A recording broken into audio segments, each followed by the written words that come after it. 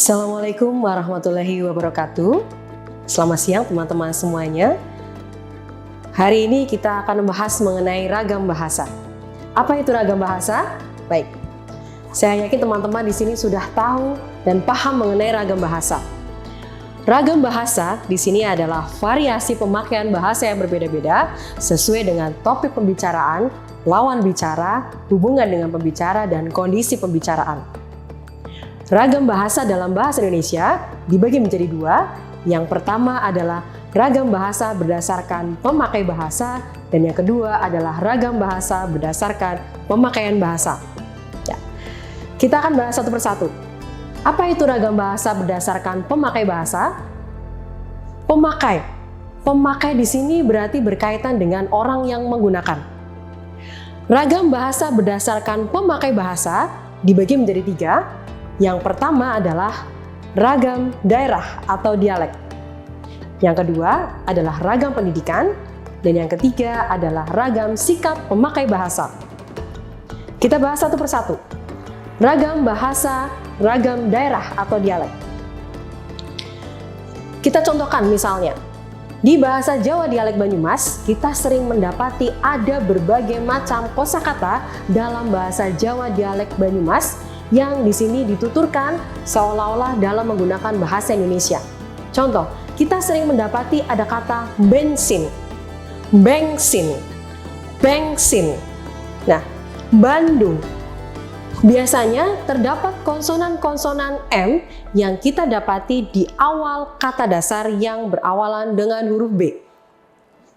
Penutur bahasa Jawa dialek Banyumas biasanya menuturkan bahasa Indonesia dengan menambahkan konsonan-konsonan M di awal kata dasar yang berawalan dengan huruf B. Seperti tadi disampaikan, yaitu bensin atau bensin. Pak, tumbas bensin ya Pak. Nah, biasanya kita seringkali mendapati ada kata-kata seperti itu. Oke, baik.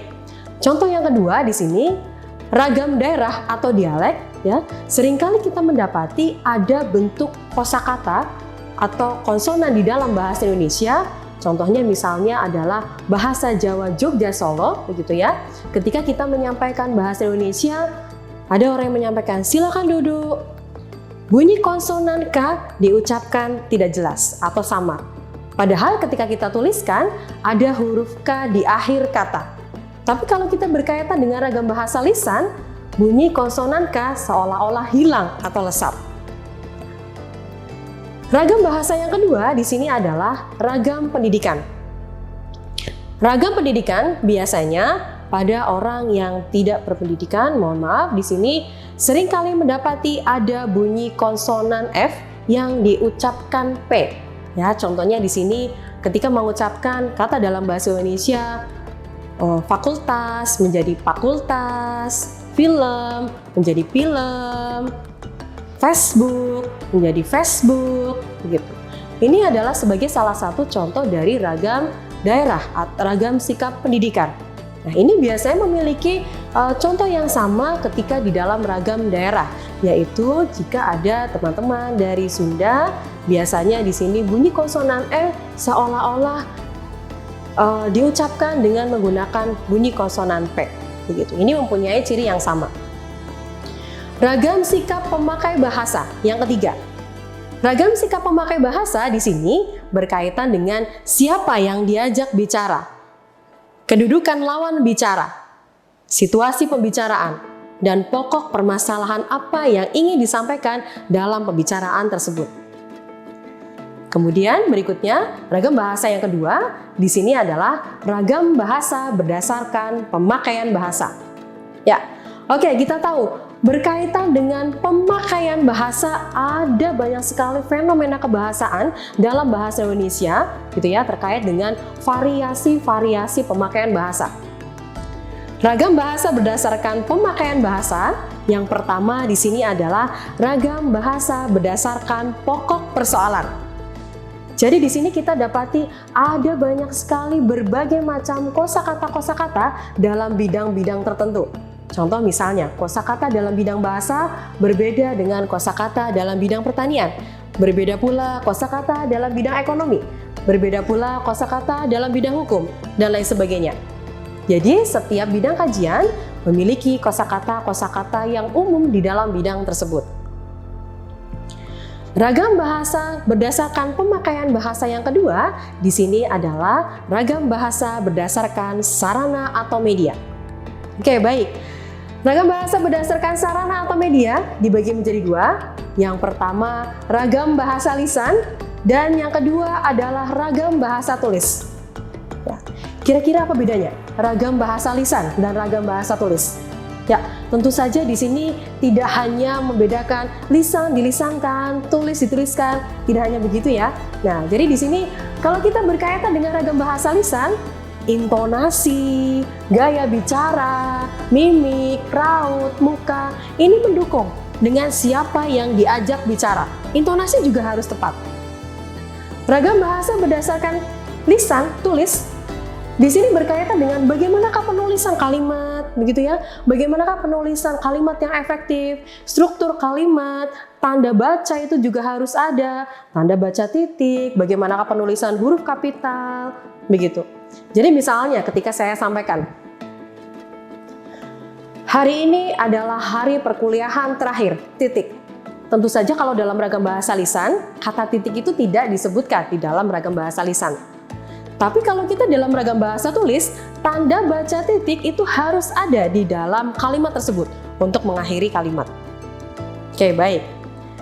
Ragam bahasa berdasarkan pemakaian bahasa yang ketiga di sini adalah ragam bahasa berdasarkan interferensi atau gangguan bahasa yang mengalami percampuran. Ya. Di sini kita tahu bahwa masyarakat bahasa di sini multilingual, ya. Di sini menguasai minimal dua bahasa, yaitu bahasa daerah dan bahasa Indonesia. Jadi ketika kita berkomunikasi dengan yang lainnya, seringkali ketika kita mengucapkan bahasa Indonesia terpengaruh oleh bahasa daerah atau bisa juga terpengaruh oleh bahasa asing. Nah, misalnya di sini saya contohkan Mbak Cinta Laura.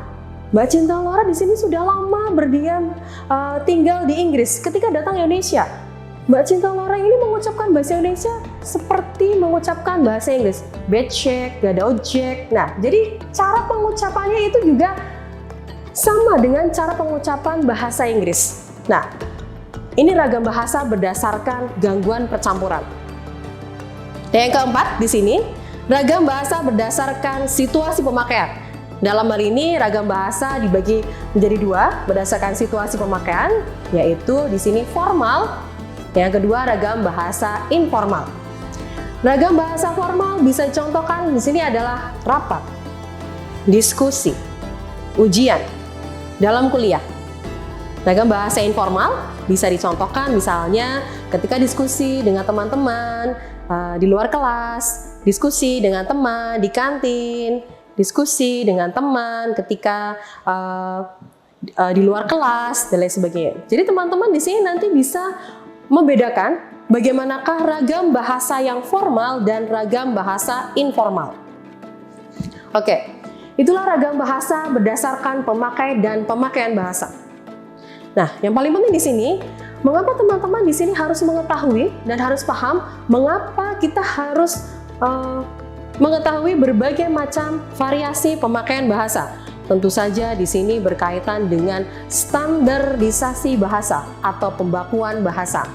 Supaya tidak terjadi kesimpang siuran di dalam penggunaan bahasa, maka tentu saja di sini harus ada standarisasi bahasa atau pembakuan bahasa Indonesia, meliputi ejaan, kosakata, tata bahasa, dan lain sebagainya.